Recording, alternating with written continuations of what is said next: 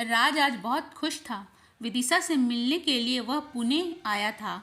दोनों girls hostel के पास ही एक आइसक्रीम पार्लर पर मिले।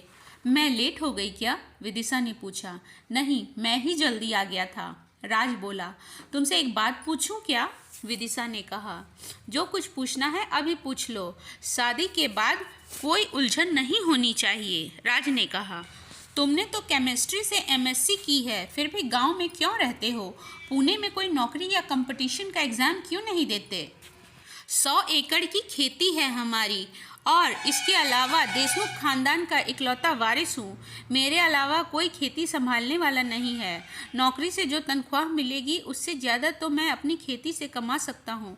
फिर क्या ज़रूरत है नौकरी करने की? राज के जवाब से विदिशा समझ गई कि यह लड़का कभी अपना गांव छोड़कर शहर नहीं आएगा। शादी का दिन आने तक राज और विदिशा एक दूसरे की पसंद नापसंद, इच्छा, हनीमून की जगह वगैरह पर बातें करते रहे। शादी के दिन दूल्हे की बारात घर के सामने मंडप के पास आकर खड़ी हो गई, लेकिन दूल्हे की पूजा आरती के लिए दुल्हन की तरफ से कोई नहीं आया, क्योंकि दुल्हन एक चिट्ठी लिखकर घर से भाग गई थी। पिताजी, मैं बहुत बड़ी गलती कर रही हूँ, लेकिन शादी के बाद ज़िंदगी भर एडजस्ट करने के लिए मेरा मन तैयार नहीं है। माँ के जैसे सिर्फ चूल्हा चौका संभालना मुझसे नहीं होगा। आपने जो रिश्ता मेरे लिए ढूंढा है वहाँ किसी चीज़ की कमी नहीं है। ऐसे में मैं आपको कितना भी समझाती, मुझे इस विवाह से छुटकारा नहीं मिलता। इसलिए आपको बिना बताए मैं यह घर हमेशा के लिए छोड़कर जा रही हूँ। और पढ़ाओ लड़की को। विदिशा के पिता अपनी पत्नी पर गुस्सा करते हुए रोने लगे। वर पक्ष का घर शमशान की तरह शांत हो गया था। देशमुख परिवार गम में डूब गया था। गांव वालों के सामने उनकी नाक कट चुकी थी, लेकिन राज ने परिवार की हालत देखते हुए खुद को संभाल लिया। विदिशा पुणे का हॉस्टल छोड़कर वेदिका नाम की सहेली के साथ एक किराए के फ्लैट में रहने लगी। उसकी एक कंपनी में नौकरी भी लग गई। वेदिका शराब पीती थी, पार्टी वगैरह में जाती थी, लेकिन उसके साथ रहने के अलावा विदिशा के पास कोई चारा नहीं था। 4 साल ऐसे ही बीत गए। एक रात वेदिका 2 लाख रुपए से भरा बैग लेकर आई। विदिशा उससे कुछ पूछे तभी उसने पीछे चेहरे पर रुमाल बांधे एक जवान लड़का भी फ्लैट में आ गया। बैग यहाँ ला, नहीं तो बेवजह मरेगी, वह लड़का बोला।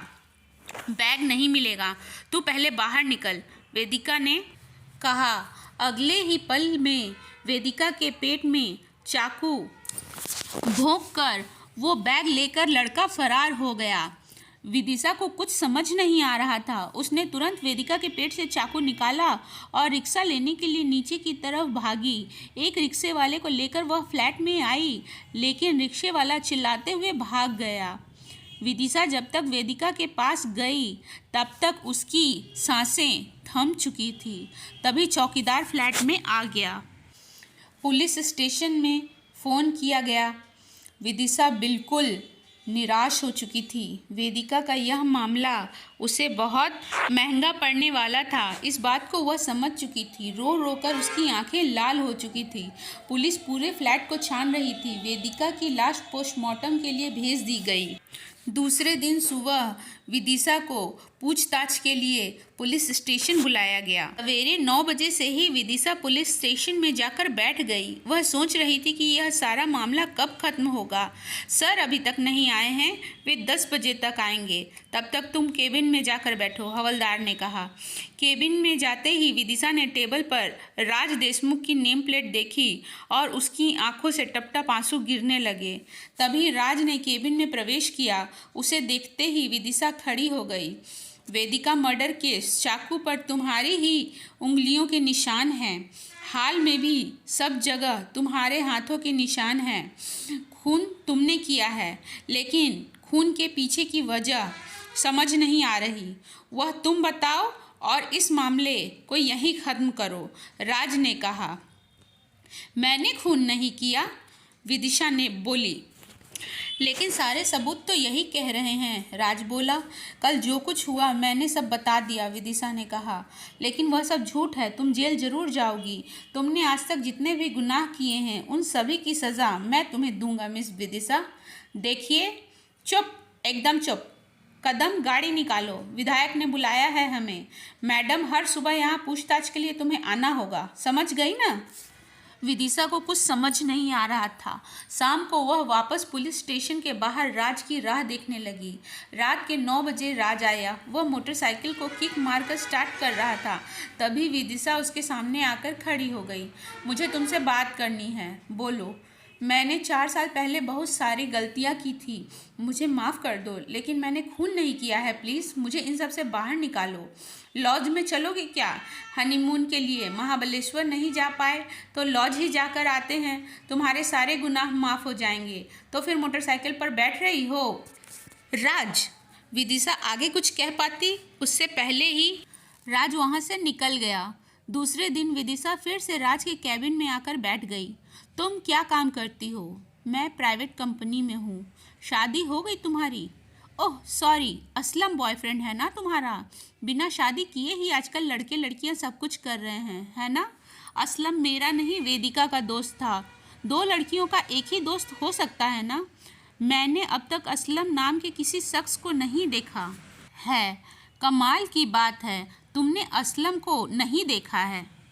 वॉचमैन ने रुमाल से मुंह बांधे हुए नौजवान को नहीं देखा। पैसों से भरे बैग को भी तुम्हारे सिवा किसी ने नहीं देखा है। बाकी की बातें कल होगी, तुम निकलो। रोज़ सुबह पुलिस स्टेशन आना, शाम 3 से 4 बजे तक कैबिन में बैठना, आधे घंटे के लिए राज के सामने जाना। वह विदिशा की बेइज्जती करने का एक भी मौका नहीं छोड़ता था। तकरीबन 2 महीने तक यही चलता रहा। विदिशा की नौकरी भी छूट गई। गांव में विदिशा की चिंता में उसकी मां अस्पताल में भर्ती हो गई थी। रोज़ की तरह आज भी पूछताछ चल रही थी। रोज़ रोज़ चक्कर लगाने से बेहतर है कि अपना गुनाह कबूल कर लो ना। विदिशा ने कुछ जवाब नहीं दिया और सिर नीचे करके बैठी रही। जो लड़की अपने माँ पिता की नहीं हुई, वह दोस्त की क्या होगी? असलम कौन है? असलम कौन है? बॉयफ्रेंड है ना? कल ही मैंने उसे पकड़ा है। उसके पास से 2 लाख रुपए से भरा एक बैग भी मिला है। राज विदिशा की कुर्सी के पास टेबल पर बैठकर बोलने लगा, लेकिन फिर भी विदिशा ने कुछ नहीं कहा। उसे जेल जाना होगा। उसने जो अपने माँ बाप और देशमुख परिवार को तकलीफ पहुंचाई है, उसकी सज़ा उसे भुगतनी होगी। यह बात उसे समझ आ चुकी थी। तभी लड़की के पिता ने केबिन में प्रवेश किया और दोनों हाथ जोड़कर राज के पैरों में गिर पड़े। साहब, मेरी पत्नी बहुत बीमार है। हमारी बच्ची से गलती हुई, उसकी तरफ से मैं माफ़ी मांगता हूँ। मेरी पत्नी की जान की खातिर खून के इस केस से इसे बाहर निकालें। मैं आपसे विनती करता हूँ। सब ठीक हो जाएगा, आप घर जाइए, राज ने कहा। विदिशा पीठ पीछे सब सुन रही थी। अपने पिता से नज़र मिलाने की हिम्मत नहीं थी उसमें, लेकिन उनके बाहर निकलते ही विदिशा टेबल पर सर रखकर जोर जोर से रोने लगी। तुम अभी बाहर जाओ, शाम को बात करेंगे, राज बोला। शाम को क्यों? अभी बोलो। मैंने खून किया है, ऐसा स्टेटमेंट चाहिए ना तुम्हें? मैं गुनाह कबूल करने के लिए तैयार हूँ। मुझसे अब और सहन नहीं हो रहा है। यह खेल अब बंद करो। तुमसे शादी करने का मतलब केवल देशमुख परिवार की शोभा बनना था। पति के इशारे में चलना मेरे वश की बात नहीं थी। मेरी शिक्षा, मेरी मेहनत सब तुम्हारे घर बर्बाद हो जाती, और यह बात पिताजी को बताकर भी कोई फ़ायदा नहीं था। तो मैं क्या करता? विदिशा रो भी रही थी और बोले भी जा रही थी गुस्से में। बोलना चाहिए था तुम्हें, मैं उन्हें समझाता। तुम्हारी बात मानकर पिताजी मुझे पुणे आने देते क्या? पहले से ही वे लड़कियों के पढ़ाई के विरोध में थे। माँ ने लड़ाई झगड़ा करके मुझे पुणे भेजा था। मेरे पास कोई रास्ता नहीं था, इसलिए मुझे मंडप छोड़कर भागना पड़ा। और मेरा क्या? मेरे साथ 4 महीने घूमी, मेरी भावनाओं के साथ खिलवाड़ किया, उसका क्या? मेरे माता पिता का इसमें क्या कसूर था? मुझे लगा कि तुम्हें फ़ोन करूं, लेकिन हिम्मत नहीं हुई। तुम्हें जो करना था तुमने किया, अब मुझे जो करना है वह मैं करूँगा। तुम बाहर निकलो। विदिशा वहाँ से सीधी अपने गांव चली गई। माँ से मिली। मेरी बेटी, यह कैसी सज़ा मिल रही है तुझे? तेरे हाथ से खून नहीं हो सकता। अब कैसे बाहर निकलेगी? मैंने तुम्हारे साथ जो छल किया था उसकी सज़ा मुझे भुगतनी होगी ना माँ? कुछ नहीं होगा आपकी बेटी को। केस सुलझ गया है मौसी। असलम नाम के आदमी ने अपना गुनाह कबूल कर लिया है। वह वेदिका का प्रेमी था। दोनों के बीच पैसों को लेकर झगड़ा हुआ था, जिसके चलते उसका खून हुआ। आपकी बेटी बेकसूर है। अब जल्दी से ठीक हो जाइए और अस्पताल से घर जाइए। राज यह बात बताकर वहाँ से निकल रहा था। विदिशा को अपने कानों पर यकीन नहीं हो रहा था। सर, मैं आपका यह उपकार कैसे चुकाऊं? शादी कर लो मुझसे। क्या? मजाक कर रहा था। मेरा एक साल का बेटा भी है मिस विदिशा। यह कहकर राज वहाँ से चला गया। तो फ्रेंड्स, इसी के साथ हमारी ये स्टोरी यहाँ ख़त्म होती है। मिलती हूँ नेक्स्ट वीडियो में। वीडियो को लाइक करें, चैनल को सब्सक्राइब करें। बाय।